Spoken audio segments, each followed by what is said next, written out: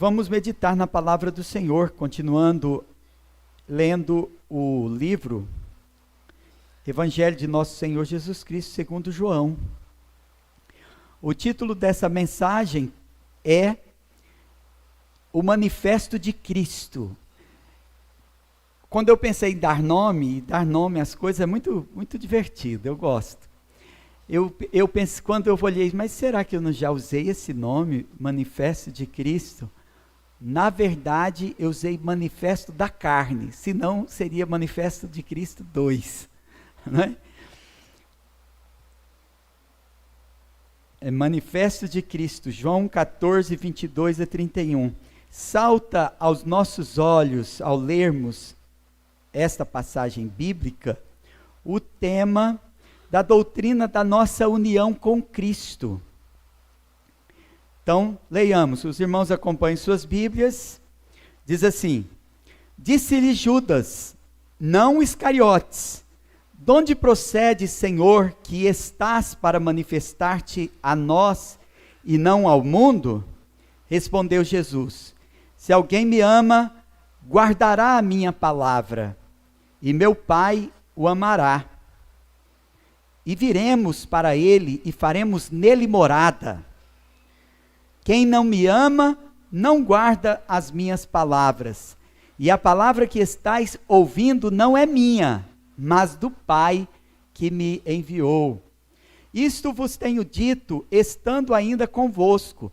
Mas o Consolador, o Espírito Santo, a quem o Pai enviará em meu nome, esse vos ensinará todas as coisas e vos fará lembrar de tudo o que vos tenho dito. Deixo-vos a paz, a minha paz vos dou, não vou-la dou como o mundo. Não se turbe o vosso coração, nem se atemorize. Ouvistes que eu vos disse, vou e volto para junto de vós. Se me amasseis, alegrar-vos-ieis, que eu vá para o Pai, pois o Pai é maior do que eu. Disse-vos agora, antes que aconteça, para que quando acontecer, vós creais. Já não falarei muito convosco, porque aí vem o príncipe do mundo, e ele não tem nada em mim. Contudo, assim procedo, para que o mundo saiba que eu amo o Pai, e que faço como o Pai me ordenou. Levantai-vos, vamos daqui. Amém. Vamos orar mais uma vez? Senhor Deus e Pai, obrigado, Senhor, por esta palavra. E que essa palavra continue falando aos nossos corações, para nos alimentar espiritualmente. E assim habite a palavra de Cristo em nós, que é a habitação do Senhor, nosso coração. Nossos corpos são o santuário de Deus. Que o Senhor continue falando profundamente a nossa alma, Senhor Deus, assim como as palavras chegam ao nosso ouvido. Que o Espírito do Senhor as conduza ao nosso coração como terra preparada que recebe a semente. Que ele produza o seu fruto abundantemente, para o louvor da glória de Deus, em nome de Jesus. Amém. Amém. Então ainda, irmãos, meditando, né, sobre o título. Eu disse que gosto de título. Manifesto da Carne é um gênero textual dissertativo, porque manifesto, né, a palavra eu usei manifesto de Cristo.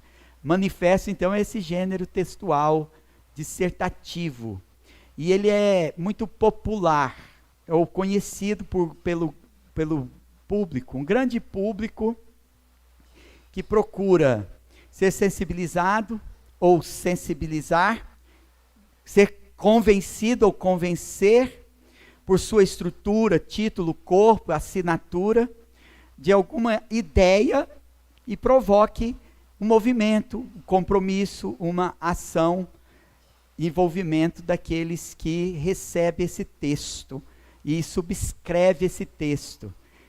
Manifesto. Eu, na minha adolescência, me aproximei do movimento estudantil e li muitos manifestos. Eu acredito que esses manifestos eram inspirados numa obra mais conhecida e anterior, que era o Manifesto Comunista de Marx e Engels. Era o tempo da redemocratização, no qual se fundavam muitas agremiações filosóficas, ativistas e partidárias. A maioria delas começava com a publicação de um manifesto, que fazia então a exposição de ideias e exigia um compromisso com a causa.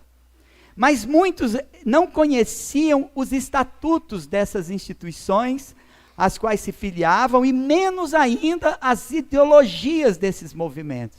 Mas ali era como que um modismo, e eles seguiam, mas não entendiam ou não tinham a intenção de moldar suas vidas por uma ideologia. Os ídolos dessa geração terminavam sempre mal. Um deles cantava: ideologia, eu quero uma para viver. E também cantou: os meus heróis morreram de overdose. E o moço que cantou isso é conhecido de quem tem mais de 50 anos. Mas também, se for inteirado aí da cultura dos anos 80, você certamente também conhecerá. E continuam assim, morrendo, vitimados dos abusos dos prazeres carnais, não como mártires de uma causa. Muitos chegaram à minha idade e já assinaram algum tipo de manifesto. Em qualquer lugar do mundo, há um apelo àquele que aceita uma ideia. É preciso conhecê-la e moldar a sua vida por ela, pela ideia que você aceitou. Não é diferente quanto à fé. Às vezes os crentes se comprometem com o juramento em seus batismos, profissão de fé, casamento, ordenação e investidura. Só não chamamos de manifesto, mas de votos, juramentos, sacramento, confissão. Mas, irmãos, existe um sentimento universal que abomina a falsidade, a traição, a infidelidade. Ainda mais, a pessoa que fez uma pública profissão de fé, ela deve conhecê-la e moldar sua vida por ela. Subscrever uma confissão ou confessar uma fé publicamente, fazer os votos no batismo ou na ordenação e não viver pautado por ela, é um ato incoerente, desonesto com sua própria confissão de fé. Ou da pessoa que publicou. Ninguém respeita desonestidade ideológica, porque é uma traição, a infidelidade de qualquer forma, para com os valores, para com a história, a identidade, as lideranças de uma comunidade, de uma causa, ainda mais, imagina, a causa do Evangelho. Jesus Cristo escreveu, correção. O Evangelho registra os ensinamentos de Jesus Cristo. Jesus Cristo se ocupa nos Evangelhos muito mais em denunciar a falsa religiosidade e mostrar o caminho da verdade, para que aqueles que o confessassem andassem pelas veredas da justiça. Esse é o que ocupa, talvez, com certeza, mais de 50% do Evangelho. Eu nunca fiz um cálculo exato, mas mais de 50% do Evangelho, com certeza, Jesus Cristo se ocupa em denunciar a religião falsa e exigir dos seus seguidores que vivam verdadeiramente segundo a lei do Evangelho. Então, a palavra de Deus, ela nos é dada aqui em um momento que o infiel é posto para fora. E Jesus Cristo agora está a falar com os nossos irmãos, os primeiros discípulos e os discípulos fiéis. Jesus, então, pôs fora Judas Iscariotes. Dessa parte do texto, é outro Judas que faz a pergunta. E Jesus Cristo passa a falar aos verdadeiros discípulos no capítulo 14, nós chegamos nesse ponto. E essas palavras de Jesus são muito importantes, porque elas foram as últimas palavras de Jesus, tendo sua presença corpórea, antes da ressurreição. Esse momento que Jesus Cristo estava presente com eles, se aproximava, então, a sua morte de cruz. E também se aproximava dos discípulos o príncipe deste mundo, o diabo, para os tentar. Desde, então, desse momento ainda tão tenro, né, da história da igreja cristã. Nós vimos isso no versículo 30. Então, o que nos faz realmente manifestar o Cristo que confessamos? E como nós podemos falar e proceder de tal forma coerente com nossa pregação? Porque a pregação do púlpito deve ser vivida pelos que ouvem e principalmente pelos que pregam. Esse é o alvo da nossa investigação, confirmar como nós podemos manifestar a Cristo, sua presença graciosa, de paz e consolação, e experimentarmos sua gloriosa vitória. Alguém em quem Cristo habita, manifesta seu amor e obediência no poder do Espírito Santo. Então, podemos muita coisa pela graça, como os irmãos já percebem na nossa proposição. Quais são as implicações dessa presença de Jesus Cristo? Como, então, ela se manifesta em nós? Nós vamos ver, primeiramente, Cristo se manifesta em nós e não no mundo, conforme o texto que nós acabamos de ler. O texto ainda nos revela o poder do Espírito, que deve ser desejado por nós. E nós devemos rejeitar a presença do diabo entre nós. Então a primeira implicação da presença de Cristo que se manifesta em nós. Essa presença de Cristo que se manifesta em nós, ela é muito distinta. E de que forma ela é distinta? Veja, Cristo se manifesta em nós e não no mundo. Então disse-lhe Judas: não Iscariotes, de onde procede, Senhor, que estás para manifestar-te a nós e não ao mundo? Então este versículo começa com essa distinção de Judas, que esse não é o Iscariotes. O que fazia diferença entre um e o outro era a graça de nosso Senhor Jesus Cristo. Esse não é o Judas o traidor, mas o Judas servo do Senhor. O Judas eleito. Não o Judas filho da perdição. Porque um estava destinado a ser um vaso de honra, o outro de desonra. Um era o alvo da graça, o outro do juízo divino. A eleição e predestinação dos salvos é um ato livre da graça soberana de Deus, a qual se manifesta em nós e não no mundo. O que há de manifestar em nós e não no mundo. Quer dizer que isto não é para todos. Propositalmente, Cristo vai, então, fazer uma clara diferença entre os discípulos e as pessoas que estão no mundo. Isso não é novo para quem lê essa passagem e já conhece o Antigo Testamento. Porque quando Deus se manifesta no Egito, ele diz que o Egito saberia que Deus fazia distinção entre o seu povo e o egípcio. Então ele faz uma diferença. Cristo se manifesta em nós e não no mundo. Então o discípulo Judas Tadeu, o Judas eleito, quer saber que por que, uma vez que o sol brilha sobre todos, por que o sol da justiça de Malaquias 4:2 não ilumina a todos, senão a poucos?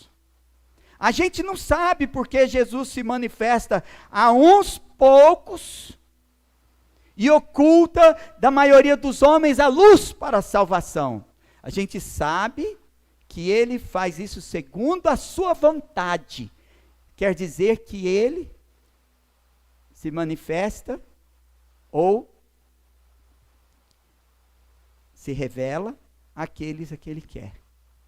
O fato inegável é que a salvação não é para todos, mas Cristo olha e vê a todos os homens igualmente perdidos e não merecedores. Jesus pode escolher qualquer pessoa, dentre aqueles cujos corações se inclinam ao amor dele, de tal forma a fazê-los progredir. Mas é Ele mesmo quem derrama no coração deles o amor de Deus. Então Cristo se manifesta a estes escolhidos e os distingue do mundo. O mundo fala em amor, mas o mundo não conhece o amor. Se rejeita a Deus, não crê nele, não conhece o amor. E a Bíblia diz muito bem porque não conhecem, porque Deus é amor. Então Cristo se revela a estes escolhidos a ponto de serem distinguidos do mundo. E com que marcas eles podem ser distinguidos do mundo? Nós vamos avançar e vamos saber. No versículo 23, João 14, 23 diz, respondeu Jesus. A resposta de Jesus é exatamente isso que nós queremos saber. Por que que Deus faz assim essa distinção dentre aqueles a quem Ele se manifesta e não ao mundo? De tal forma, Jesus responde, se alguém me ama, guardará a minha palavra, e meu Pai o amará, e viremos para ele e faremos nele morada. Veja a diferença daqueles que estão em Cristo e daqueles que estão no mundo. Encontramos aqui a marca do amor e da obediência que tem sua origem no próprio Deus, que faz morada nos escolhidos. Jesus nos chama por sua soberana vontade e em seguida por sua graça Ele grava em nossa lembrança a sua palavra que nos ordena observar. Não como um ato que venha antes dessa habitação de Deus em nós, mas como uma marca de que Ele faz morada em nós, Ele vem habitar em nós. Então o amor e a obediência são um resultado e confirmação de que este poder habita em nós e está operando. Ele veio fazer morada e reinar em nossos corações de tal forma que somos governados por Ele. Nossas ações externas procedem do amor de Deus, pois em vão trabalharemos, irmãos, com os braços, se não tivermos amor. Até o zelo sem amor é pecaminoso, e caso o amor de Deus não esteja em nossos corações, não reine em nossos corações, nossas melhores obras ainda são inúteis, porque as nossas melhores obras em nós, eleitos, em nós que cremos em Cristo, ainda são chamadas de trapos de imundície. Então a diferença é que as boas obras em nós, elas glorificam a Deus e testemunham no mundo, manifestam em nós as virtudes daquele que nos chamou. Só guardamos os mandamentos de Cristo se o amamos.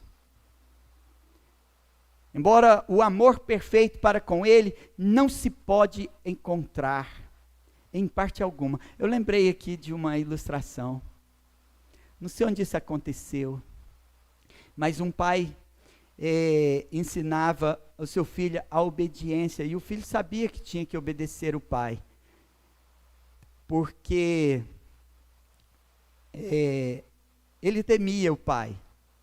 O pai, visto aos olhos da criança, era grande.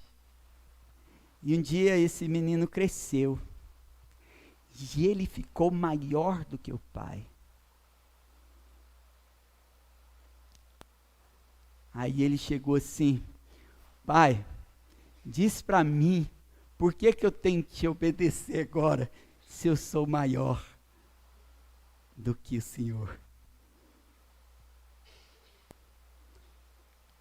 Aí ele respondeu assim: meu filho, você pode ficar ainda maior, mas você ainda vai continuar sendo meu filho.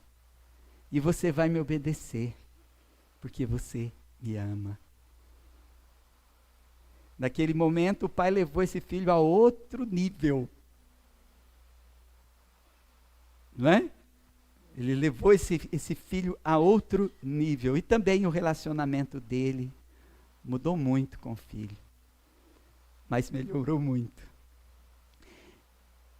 Não há quem guarde perfeitamente os mandamentos de Deus, irmãos, nós sabemos, contudo, Deus se agrada da nossa obediência, daqueles que sinceramente correm rumo a esse alvo. E a palavra de Deus diz: e meu Pai o amará. O amor de Deus não é posto em segundo lugar, nós já vimos. Ele não é um prêmio. Na nossa relação humana, entre pais e filhos, às vezes a gente põe os deveres que os filhos têm que cumprir, para que eles alcancem prêmios. E eu não sei se isso é recomendado, eu já vi recomendação disso, mas isso é bem diferente da relação entre o pai e o filho, segundo a palavra de Deus. Especialmente Deus, Pai, Ele não premia as nossas boas obras. Quando Ele premia as obras dEle, porque nós somos obras dEle. Na verdade, é a graça de Deus e o seu amor que nos conduz à obediência. Então, quão ela é agradável ao Senhor, e o quanto nós somos pecadores e corruptos, não podemos oferecer nada a Deus, logo recebendo de Deus, realizando essas boas obras, elas são culto, como oferta agradável a Deus. Então, quem for alvo do amor de Deus, deve esperar dele sempre um acréscimo. Mas esse acréscimo é sempre graça sobre graça. Porque Jesus disse: viremos para ele e faremos nele morada. Então, que tudo que nós fizermos ou estivermos prontos a fazer, as nossas boas obras, são por essa razão.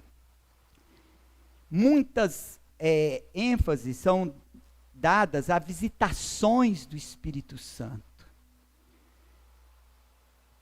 Mas Cristo anuncia aos seus discípulos que ele não ia visitá-lo de vez em quando, né?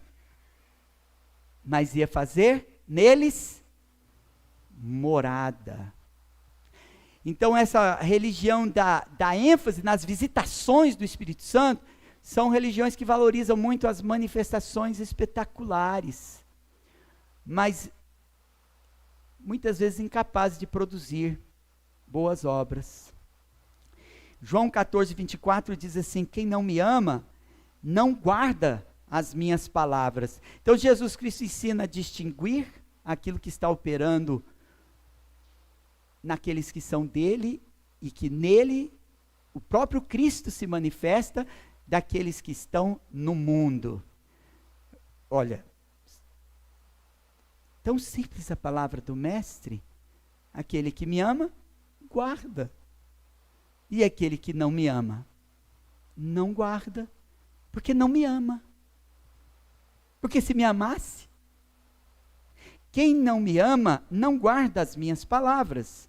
E a palavra que estáis ouvindo não é minha, mas do Pai que me enviou.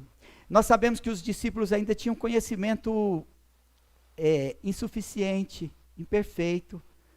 Eu acredito que todo conhecimento mas ainda é um conhecimento insuficiente sobre a pessoa de Jesus Cristo. E Jesus Cristo traz a autoridade do Pai para o Evangelho.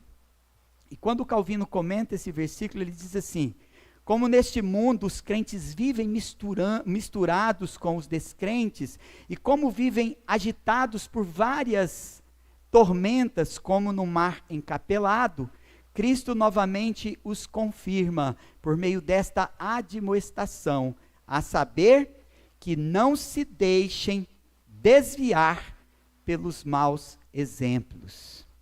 Então não olhem para os outros, como se deles dependessem, mas no tocante a nós, sejamos obedientes no amor e na obediência e evidenciemos que estamos na graça. O mundo está privado da justiça e ele está sendo punido por causa da sua ingratidão. E a pior punição que o mundo recebe é que ele perece na cegueira. E o mundo fala de amor e não conhece nem o vê, porque não conhece a Deus. Visto que, ao desprezar a verdadeira luz, o perverso manifesta ódio por Cristo. Então esse ódio por Cristo, ele se traduz muitas vezes pelo ódio pelos crentes e pelos pregadores do Evangelho, porque esse tem sido, assim, incumbido da missão de proclamar a lei e a graça, corrigir e guiar a igreja. Então eles veem com muito ódio. Então no tempo em que mais se fala de amor, separado de Deus, mais ódio contra Deus e contra o povo de Deus se manifesta. Então Cristo afirma que sua doutrina, ela não é humana. E ele aqui ensina fielmente o que lhe foi confiado pelo Pai. Então ele disse isto, mas nós sabemos que Cristo é a personificação da sabedoria divina. Que ele que nos faz realmente manifestar a si mesmo no poder do Espírito Santo. Então é a graça de Deus em Cristo Jesus que um dia nos alcançou por intermédio então dos portadores dos mistérios de Deus, pela pregação, conforme diz 1 Pedro 1,12. Jesus, no entanto, ele é a fonte de toda doutrina, ele é a fonte de todos os mandamentos, da sabedoria e das profecias, dos profetas que vieram desde o princípio até os que hoje pregam fielmente a palavra de Deus. Eles falam por intermédio do Espírito Santo e são ministros de Cristo. Isso que quer dizer quando Cristo disse: essas palavras são palavras do Pai. As palavras que ouves não são minhas, mas de Cristo. Então contemplamos todos os dias a obstinação do mundo, inclusive dentro da igreja. Mas aqueles que deveriam então ouvir e dar exemplo, muitas vezes se tornam desobedientes. E quando assim procedem, não estão manifestando a Cristo. Um dia, então, irmãos, nós aprendemos até com as crianças, como nós vimos, né? Mas ainda com as crianças pequenas, a gente aprende como elas reconhecem as figuras de autoridade. O Rafael, eu acho que o Rafael ou o Gabriel, já não me lembro mais, que quando o prefeito foi na escola, ele falou assim: pai, o prefeito, o senhor acredita quem? O prefeito foi na escola. Eu até fiquei surpreso, né, com a admiração dele, né? O que ele estava manifestando ali era o reconhecimento da autoridade que entrava na escola dele. Ele era tão pequenininho, lá no João Vendramin. Nós aprendemos com as crianças, mas não estou dizendo que as crianças sejam santas e sem pecado, porque tão logo elas já começam a manifestar a sua insubmissão, tanto que a primeira palavra que as crianças aprendem, geralmente, é, o pai pensa que é papai, mas não é, é papá. Aí não, ele está falando papai, não, está falando papá. Depois, mamãe. E a mãe pensa, falou mamãe. Não, é mamá. Né? Depois ele aprende a falar mãe, mamãe. E qual vocês acham que é a terceira palavra que ele aprende? A maioria das crianças, irmãos, eu já li sobre isso. A maioria das crianças, qual a terceira palavra que as crianças aprendem? Não. E a mãe vai ouvir um sonoro não. Vai falar, eu nem sabia que esse menino já sabia falar.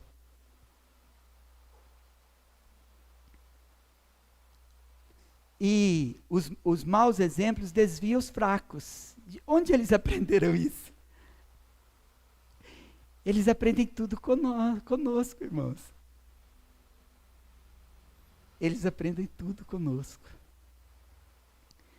Então a nossa desobediência faz desviar os mais frágeis.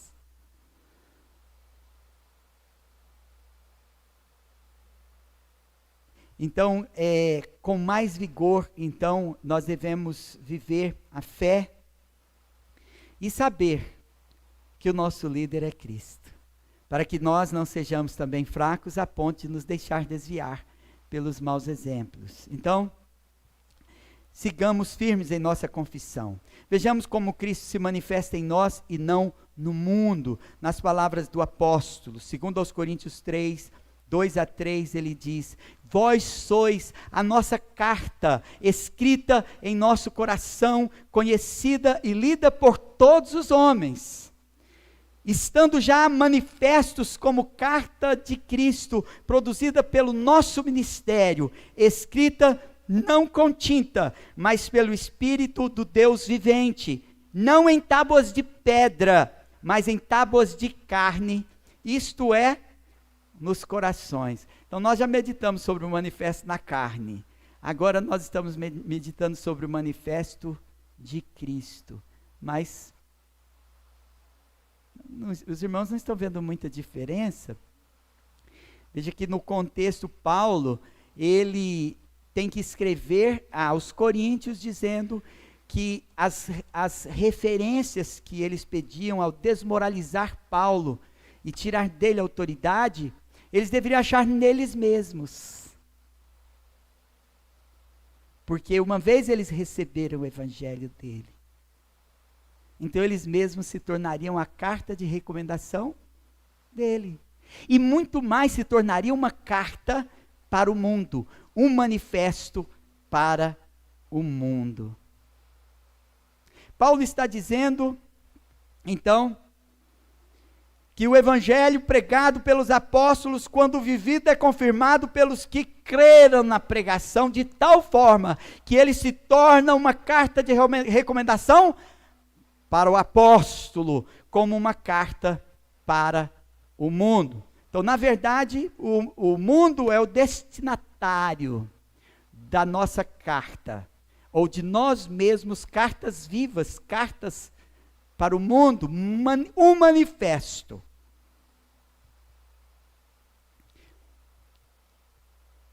A expressão do nosso testemunho se dá não somente por nossas palavras, ou subscrição de um documento, mas pelo testemunho das nossas boas obras.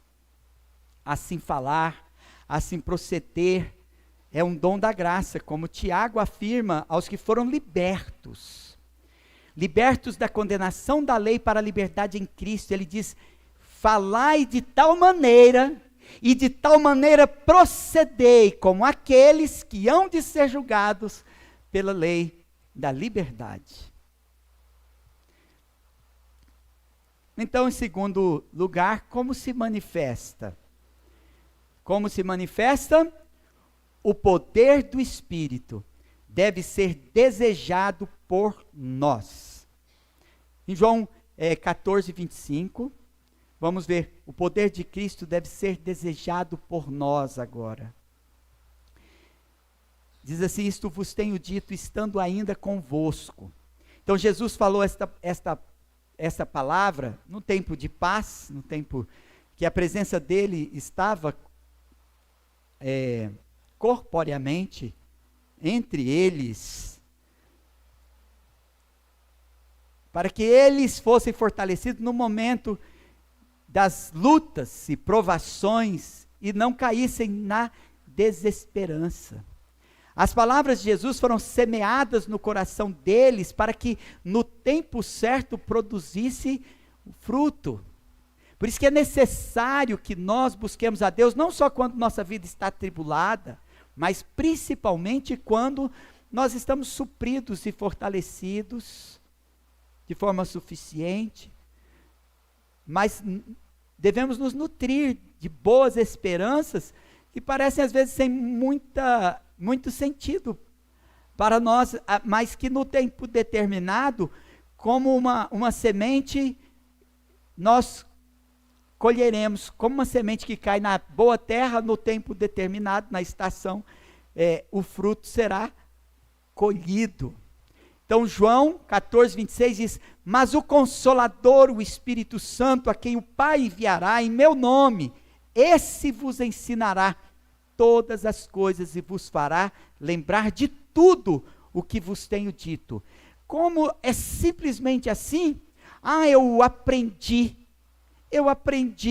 que no tempo da minha aflição e quando a luta, a guerra espiritual, ou a dificuldade financeira, ou de relacionamentos familiares e sociais, se acirrar essa luta, eu vou simplesmente lembrar.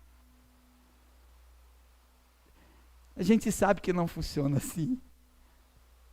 Nós somos dependentes do poder do Espírito Santo.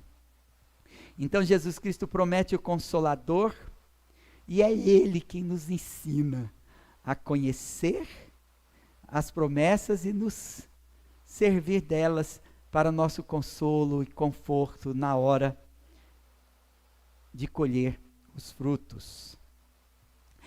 Nós não entendemos imediatamente o ensino de Cristo também. Nós começamos e nos sentimos exaustos com o ensino de Cristo. Mas nós ainda temos muito que aprender. Por isso que nós às vezes sentimos dificuldades com o ensino de Cristo. Mas nós devemos nutrir o desejo de aprender, inclinar os nossos ouvidos, prestar atenção, como bons alunos da escola do Espírito Santo. Certos então de que hoje a gente entende um pouco. Mais ou menos, eu não sei como isso se aplica a mim, mas no tempo devido, você colherá o fruto dessa palavra plantada no seu coração. Cada dia nós somos advertidos com o ensino das Escrituras com pouca aplicação para nós. Geralmente a gente ouve a pregação e a gente pensa em outra pessoa que poderia estar ouvindo aquelas palavras. Segundo o costume judaico, se despedia assim, com a paz. E Jesus Cristo então passa a se despedir dos discípulos.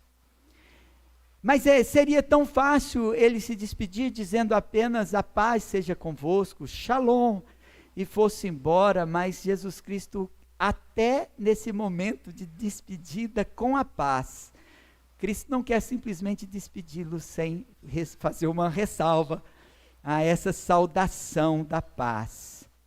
Ele diz assim: deixo-vos a paz, a minha paz vos dou, não vou-la dou como a dá o mundo.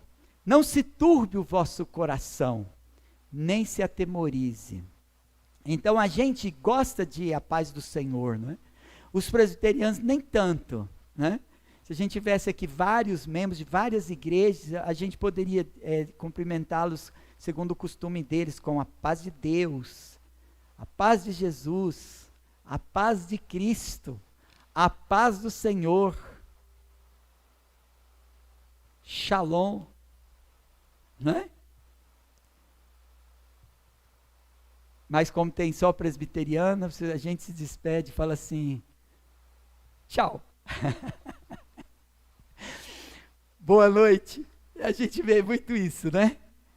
Mas é importante, eu não sou contra saudar com a paz do Senhor, mas por costume, nós podemos até desejar a paz. Mas quando nós fazemos isso, nós devemos entender que nós estamos fazendo uma oração. Sabe por quê? A paz só Jesus pode dar.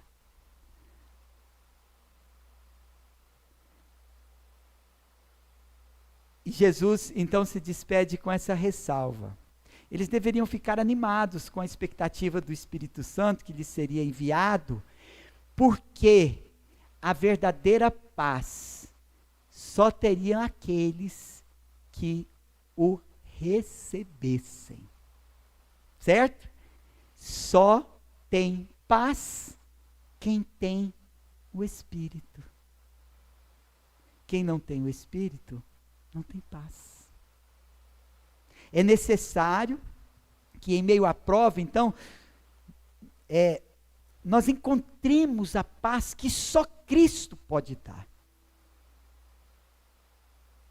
E porque nós, muitas vezes, damos rédeas à carne, nós às vezes andamos atribulados, por isso Cristo nos exorta, não se atemorize.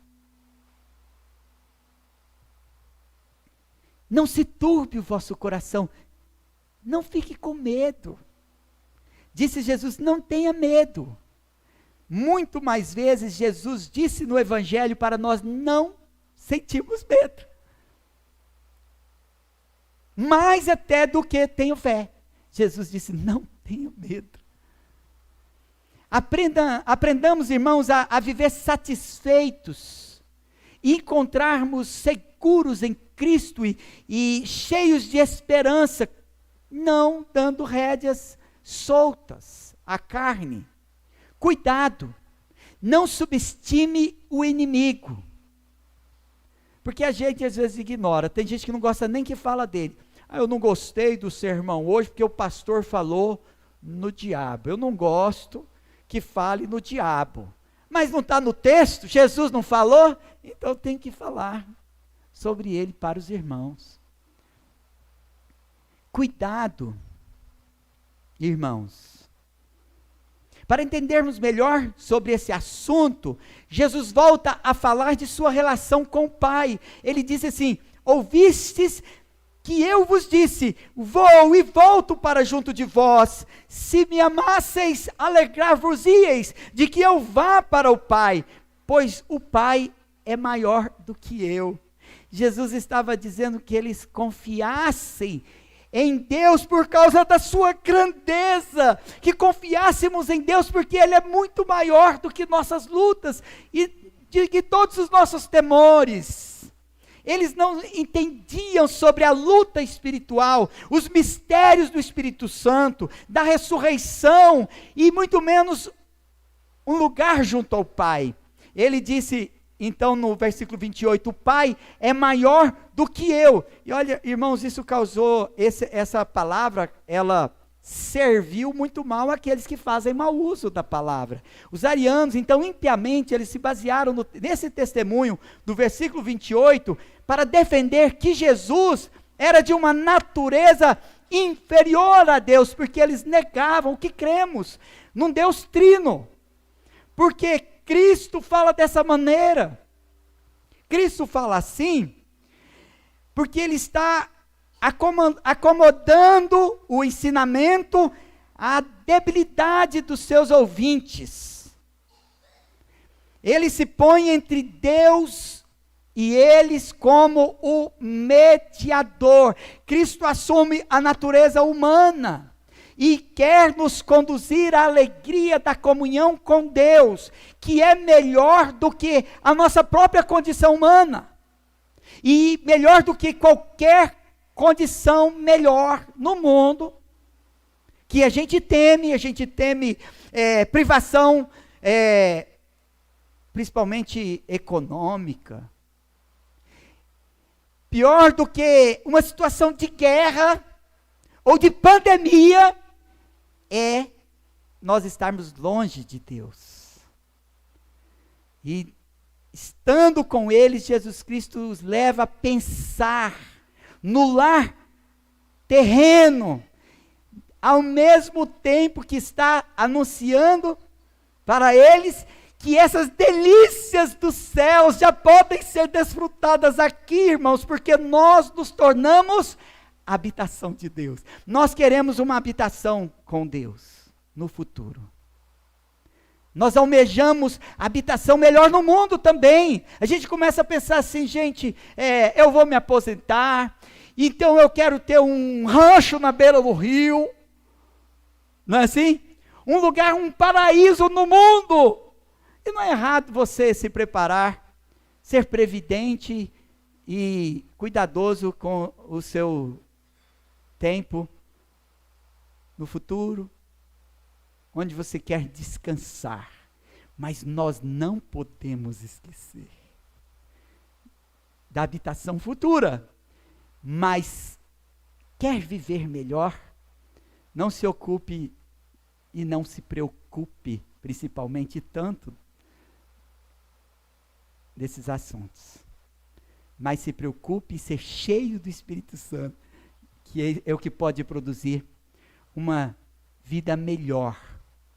Não importa onde você estará. Ele está dizendo que é isso que nós devemos almejar. Deus, por causa da sua grandeza, porque Ele desceu a nós, a fim de nos unir a Deus, e é isso que Ele está fazendo, pois quando Ele vai para Deus, então nós devemos nos alegrar, porque agora Jesus Cristo estava entre eles, mas prometendo que Ele, então, ascenderia ao Pai e os enviaria o Espírito Santo para que Ele mesmo fosse Deus dentro deles. Nós devemos subir, quando Deus quiser, aquele ponto desejado.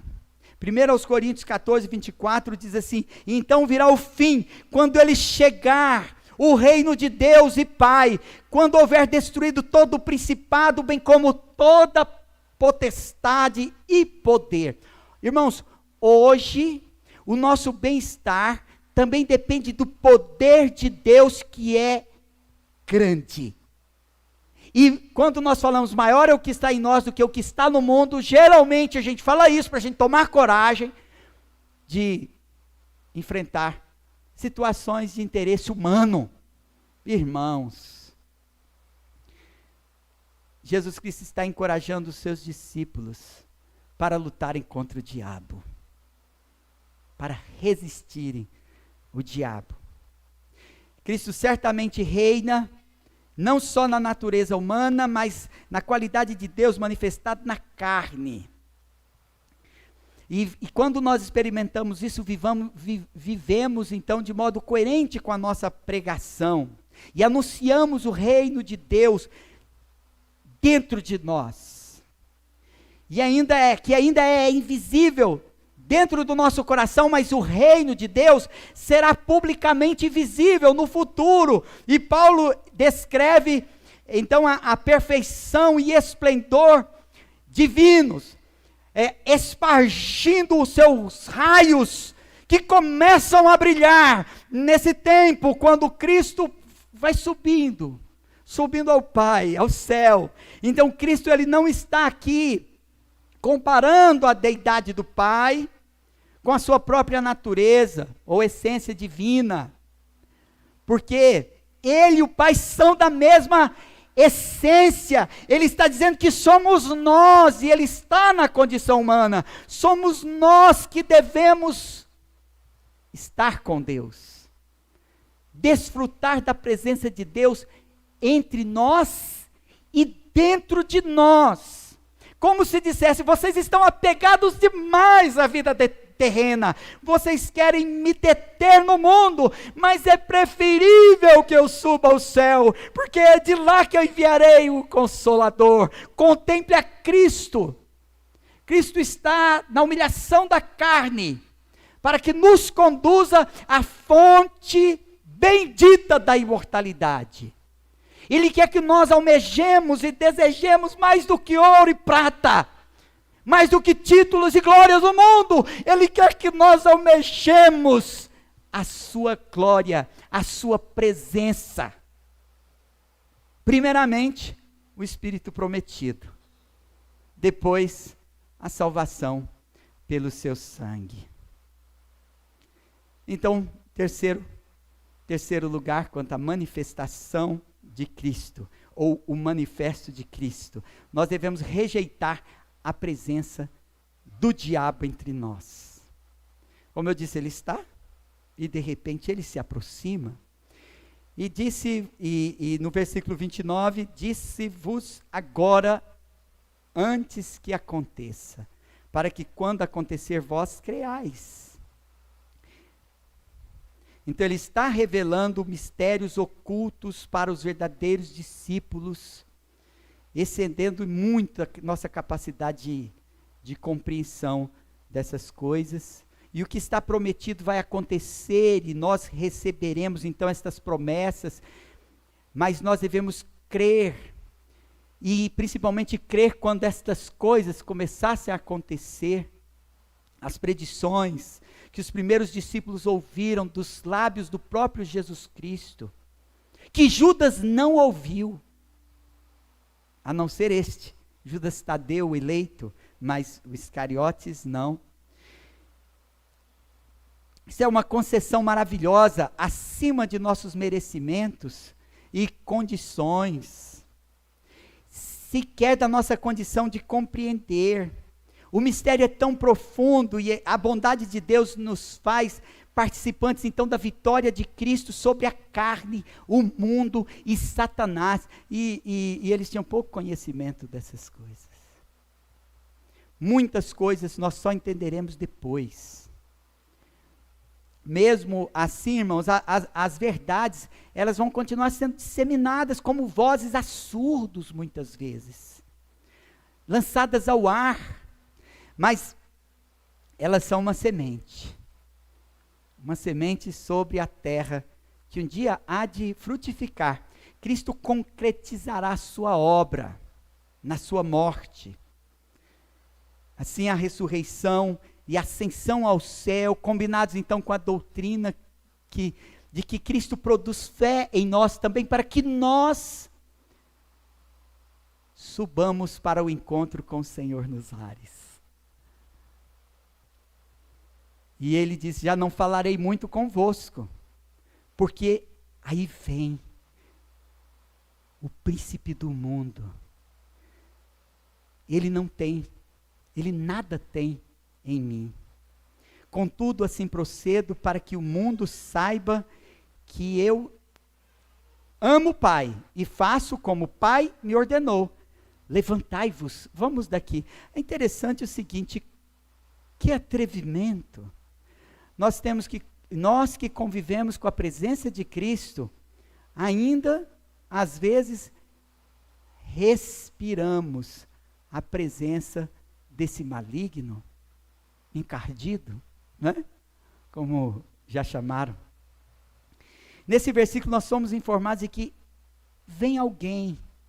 Esse vem sempre para tirar o foco, vem para desviar a nossa atenção, tirar de nós o apetite pela verdade de Cristo. Cristo, ele não cessa de ensinar porque disse que pararia de falar por algum tempo. Mas durante todo o curso da nossa vida, a voz de Cristo continua a ecoar. Assim como Cristo disse que o seu ensinamento era o que o Pai lhe havia confiado.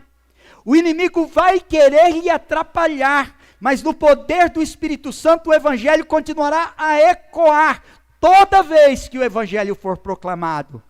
E ainda que pare por algum tempo, irmãos, aproveite a oportunidade. Foge do príncipe desse mundo.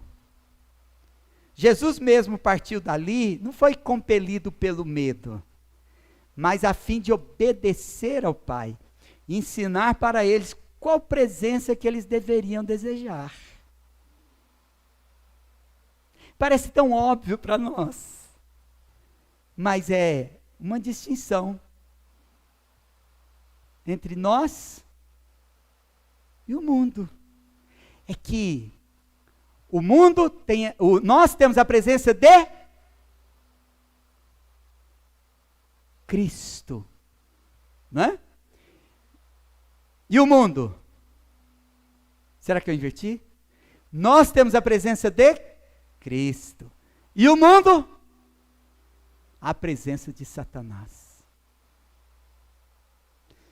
Então, o diabo é chamado de príncipe deste mundo, não é porque ele possui um reino, rivalizando com o reino de Deus, como acreditavam os maniqueus. E ainda tem muita gente que desse tipo de fé dualista, que põe Jesus lutando com o diabo como duas forças iguais, disputando, né?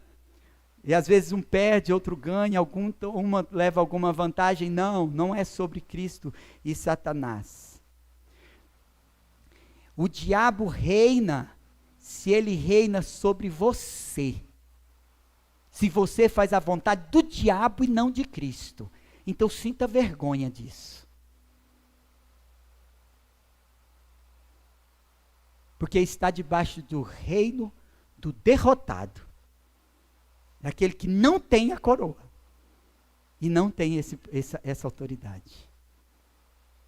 Mas é oportunista. Os homens orgulhosos, eles são os preferidos de Satanás. Porque eles desprezam o governo de Deus e dão rédeas soltas à carne. Ao fruto da carne. Aos frutos da carne. E assim, é como Satanás vence. E que tipo de vitória nós estamos falando? A vitória que em Cristo nós recebemos, né? Quando nós rejeitamos a presença do diabo entre nós. Então nós somos vitoriosos. E nesse momento, o diabo nunca é vitorioso. Mas a Bíblia fala que ele tira vantagem quando nós não amamos a nossa vitória em Cristo. É nome de igreja, mas não tenho culpa. Quando nós amamos a nossa vitória em Cristo. Como sabemos que nós temos vencido? Quando a pregação do púlpito é vivida pelos que pregam e pelos que ouvem. Não é qualquer vitória, mas é a vitória de Cristo na cruz. Mas de alguma forma nós ficamos privados dessa vitória, por causa da nossa obediência. E, em especial, a palavra de Deus fala da nossa desobediência em perdoar. Por isso, Paulo, escrevendo aos Coríntios, ele escreve em 2 Coríntios 2, 9 a 11, e foi por isso também que vos escrevi, para ter prova de que em tudo sois obedientes. A quem perdoais alguma coisa, também eu perdoo. Porque, de fato, o que tenho perdoado, se alguma coisa tenho perdoado, por causa de vós o fiz na presença de Cristo. Versículo 11. Segundo aos Coríntios 2, 11. Para que Satanás não alcance vantagem sobre nós, pois não lhe ignoramos os desígnios. Tem muita gente que, às vezes, depois de uma derrota pessoal, diz assim: o diabo venceu. O diabo não vence, mas pode ter obtido vantagem por causa da nossa desobediência e falta de perdão. A nossa vitória é contra Satanás. E tem muita gente que nem quer ouvir falar, não quer nem que mencione. Mas aqui nós aprendemos que nós não devemos lhe ignorar os desígnios. Então a gente tem que tomar muito cuidado, porque ele está próximo, muito próximo de nós. E nós devemos não desejar, mas fugir dessa presença e continuar na presença de Jesus Cristo. Como nós acabamos de meditar nesse texto. Então tem muita gente olhando hoje para Israel, na expectativa da vitória do Messias contra Satanás, mas o lugar da maior guerra que existe no mundo, a minha e a sua, ela não acontece lá naquelas terras da Palestina. O lugar da maior guerra contra o diabo, e também o lugar da nossa vitória, é nosso coração. Quando Satanás não reina, mas Cristo reina dentro dos nossos corações. Essa é a grande vitória. Esse é o manifesto de Cristo. Não é alguma coisa escrita só para você subscrever, alguma coisa para você falar, mas tem implicação prática. Você vai sair daqui e vai viver isso. Nessa união mística com Cristo, nossa união com Cristo. Alguém que tem Cristo, alguém em quem Cristo habita, manifesta seu amor e obediência e no poder do Espírito Santo. E Cristo se manifesta em nós e não no mundo. E o poder do Espírito deve ser, então, desejado por nós. E nós devemos rejeitar a presença do diabo. E assim, somos chamados à vitória em Cristo. Uma vitória que começa aqui, dentro do nosso coração. Onde aqueles que pertencem a Cristo, o diabo derrotado, finalmente será envergonhado. Não obterá mais vantagem entre nós. E ainda que nós obedeçamos e amemos uns aos outros imperfeitamente, nós sabemos que perfeito é o amor de Cristo Jesus e a sua fidelidade não tem fim.